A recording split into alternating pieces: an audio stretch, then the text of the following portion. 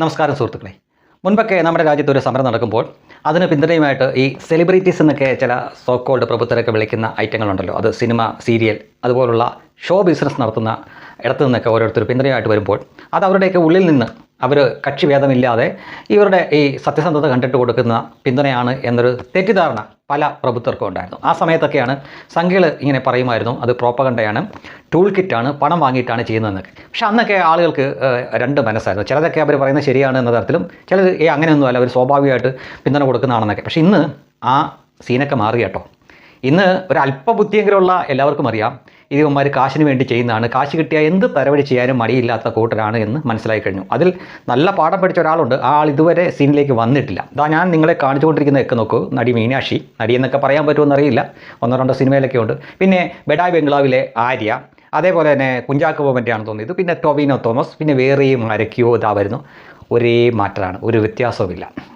എല്ലാം ഒരേ കേന്ദ്രത്തിൽ നിന്ന് കൊടുക്കുന്ന മാറ്റർ എടുത്ത് അതേപോലെ തന്നെ പേസ്റ്റ് ചെയ്യുകയോ അല്ലെങ്കിൽ അവർ തന്നെ പോസ്റ്റ് ചെയ്യുകയോ ചെയ്യുന്ന സംഗതിയാണ് നിങ്ങൾ കണ്ടുകൊണ്ടിരിക്കുന്നത്. അതെല്ലാം വന്നു തുടങ്ങിയത് എപ്പോൾ മുതലാണെന്ന് നോക്കൂ, കഴിഞ്ഞ ദിവസം തൊട്ടാണ് വരുന്നത്. അപ്പോൾ ഇത് കാണുമ്പോഴേ സാമാന്യ ബുദ്ധിയുള്ളവർക്ക് അറിയാം ഇത്രയും ദിവസം മിണ്ടാതിരുന്നിട്ട് ദാവന്മാർ വരുന്നു. യഥാർത്ഥത്തിൽ ഈ പാർട്ടികൾ നടത്തുന്ന, അതായത് ഈ CJP എന്ന പാർട്ടി നടത്തുന്ന ഈ നിരാഹാര സമരമടക്കമുള്ള സമര പരിപാടികൾ തുടങ്ങിയിട്ട് കുറേ ദിവസമായി. ആ സോനം വാങ്ചൂക്ക് നിരാഹാരം കിടന്ന സമയത്തെങ്കിലും അവർക്ക് പിന്തുണയ്ക്കാമായിരുന്നല്ലോ, അത് ചെയ്തില്ല. അതിനുശേഷം അവർ തന്നെ പ്രശ്നമുണ്ടാക്കി. ലാത്തി ചാർജ് കഴിഞ്ഞതിന് ശേഷം അവർ ഒന്നിനു പുറകെ ഒന്നായിട്ട് വരുന്നു. പക്ഷേ ഇത്തവണ വെറും നക്കാപ്പിച്ചൊക്കെയാണ് ഇതൊക്കെ ചെയ്യുന്നത് എന്ന് ഓർക്കണം. പക്ഷേ മുഖ്യധാരയിൽ നിൽക്കുന്ന ആളുകളൊന്നുമില്ല. കാരണം ഇവരൊക്കെ ഇത്രയും നേരമായിട്ട് വന്നിട്ടും, അതായത് ഈ രണ്ടാം നിരയെന്നോ മൂന്നാം നിരയെന്നൊക്കെ പറയുന്ന ഐറ്റങ്ങൾ വന്നിട്ടും പ്രധാനപ്പെട്ട ആളുകളൊന്നും ഇതുവരെ വന്നിട്ടില്ല. നമ്മുടെ പൃഥ്വിരാജ് എന്ന് പറയുന്ന രാജപ്പൻ ഇതുവരെ വന്നിട്ടില്ല. ഇനി രായപ്പന് കൊടുക്കാനുള്ള ഫണ്ട് തികയാത്തതുകൊണ്ടാണോ അതോ രായപ്പൻ ഈ പരിപാടി മതിയാക്കിയിട്ടാണോ എന്നറിയില്ല. രായപ്പൻ എന്തായാലും ഇതുവരെ വന്നിട്ടില്ല. റെവല്യൂഷൻ ഹോം ഗ്രൗണ്ട് എന്നൊക്കെ പറഞ്ഞ് നേരത്തെ വലിയ പോസ്റ്റൊക്കെ ഇടുന്ന ആളായിരുന്നു, പക്ഷേ അനങ്ങിയിട്ടില്ല.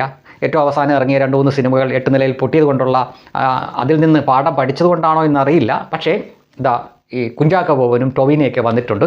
ഇനി കണ്ടറിയണം അവരുടെ കാര്യം. ഈ സമരവും ഇതും കഴിഞ്ഞിട്ടുള്ള അഭ്യാസങ്ങളൊക്കെ 1-2 ആഴ്ച കൊണ്ട് തീരും. ഇതിലും വലിയ സമരങ്ങൾ രാജ്യം കണ്ടിട്ടുണ്ട്. പൗരത്വ ഭേദഗതി നിയമത്തിനെതിരെയുള്ള സമരം കണ്ടിട്ടുണ്ട്, കർഷക നിയമം വന്നപ്പോഴുള്ള സമരവും കണ്ടിട്ടുണ്ട്. അതിനൊന്നും വെച്ച് നോക്കുമ്പോൾ ഇതൊന്നുമല്ല. ഇനി ഇവരൊക്കെ സ്വരുക്കൂട്ടി വെച്ചിരിക്കുന്ന കുറേ ഫണ്ടുണ്ടല്ലോ ഈ രാജ്യത്തെ തകർക്കാൻ വേണ്ടി വെച്ച്, അത് ഈ വഴി ഒലിച്ചു പോകുന്നെങ്കിൽ ഒലിച്ചു പോട്ടെ എന്ന് ഒരുപക്ഷേ നരേന്ദ്രമോദിയും അമിത്ഷായൊക്കെ വിചാരിച്ചാണ്. അവർക്ക് ഇതിനെപ്പറ്റി ഗ്രാഹ്യം ഇല്ലാഞ്ഞിട്ടൊന്നുമല്ല. അവർക്ക് കൃത്യമായിട്ടും അറിയാം ഇത് പോയാൽ എവിടം വരെ പോകുമെന്നും എന്തൊക്കെ സംഭവിക്കുമെന്നും. കാരണം അവർ മാത്രമല്ല ഈ രാജ്യത്തിൻ്റെ സുരക്ഷാ സംവിധാനമായിട്ടിരിക്കുന്നത് പ്രധാനമന്ത്രിയും ആഭ്യന്തരമന്ത്രിയും മാത്രമല്ല, അതിന് താഴെ സുശബ്ദമായിട്ടുള്ള സേനകളുണ്ട്, അതുകൂടാതെ ഇൻ്റലിജൻസ് വിഭാഗങ്ങളുണ്ട്. അവർക്ക് കൃത്യമായിട്ട് വിവരങ്ങൾ കൊടുക്കും. അതിൽ നിന്ന് ഏറ്റവും മികച്ച തീരുമാനം എടുക്കുക എന്നതാണ് ആഭ്യന്തരമന്ത്രിയും പ്രധാനമന്ത്രിയൊക്കെ ചെയ്യേണ്ടത്. അപ്പോൾ അവർ ഏറ്റവും മികച്ച തീരുമാനം എടുക്കും. ഇവന്മാരിങ്ങനെ കുറേ ദിവസം അലമ്പൊന്നും ഇല്ലാതെ പോയി. പെട്ടെന്ന് രാഹുൽ ഗാന്ധി വന്നു കഴിഞ്ഞപ്പോൾ അലമ്പ് തുടങ്ങി. രാഹുൽ ഗാന്ധി തൻ്റെ MPമാരെയും മുഖ്യമന്ത്രിമാരെയൊക്കെ വിളിച്ചു വരുത്തിയത് എങ്ങനെയാണെന്ന് ചോദിച്ചു കഴിഞ്ഞാൽ ഇതിനു വേണ്ടിയിട്ടാണ് എന്ന് പറഞ്ഞിട്ടല്ല വിളിക്കുന്നത്.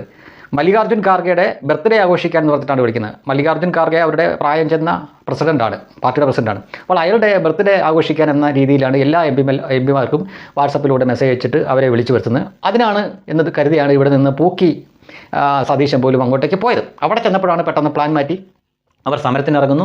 പിന്നീട് സമരം ചെയ്യാൻ പാടില്ലാത്ത സ്ഥലമാണ് പ്രധാനമന്ത്രിയുടെ വസതിക്ക് മുന്നിലും അതേപോലെ തന്നെ പ്രസിഡന്റിൻ്റെയൊക്കെ മുന്നിലും. അവിടെ പ്രധാനമന്ത്രിയുടെ വസതിക്ക് മുന്നിൽ പോകുന്നു. അവിടെ രാഹുൽ ഗാന്ധി ഏത് കുടുംബത്തിൽ ജനിച്ചാണെങ്കിലും ശരി അതൊക്കെ അങ്ങ് പള്ളിയിൽ പോയി പറഞ്ഞാൽ മതി. ഇന്ത്യയിൽ ഇങ്ങനൊരു നിയമം ഉണ്ടെങ്കിൽ ആ നിയമം പാലിക്കണം. അപ്പോൾ അത് പാലിച്ചില്ലെങ്കിൽ പോലീസ് നടപടി ഉണ്ടാകും. അത് അവിടെ സംഭവിച്ചു. പിന്നെ ഇവിടെ നമ്മുടെ KSUക്കാരൊക്കെ ചെയ്യുന്ന പോലെ ചുവന്ന മഷി എടുത്തിട്ട് മൂക്കിന് താഴെ പുരട്ടി വെച്ചിട്ടുണ്ട് പപ്പു. ഇതൊക്കെ കാണുമ്പോൾ തന്നെ സാമാന്യ ആളുകൾക്ക് മനസ്സിലാവും ഇതൊക്കെ ഉടായ്പാണെന്ന്. നീക്ക് എന്ത് അഭ്യാസം കാണിച്ചിട്ടും കാര്യമില്ല. പോലീസ് അടിക്കേണ്ട കേസാണെങ്കിൽ പോലീസ് അവിടെ അടിക്കുക, ഒരു സംശയമില്ല. ലാത്തി ചാർജ് ചെയ്യേണ്ടതാണെങ്കിൽ അവർ ചെയ്യും.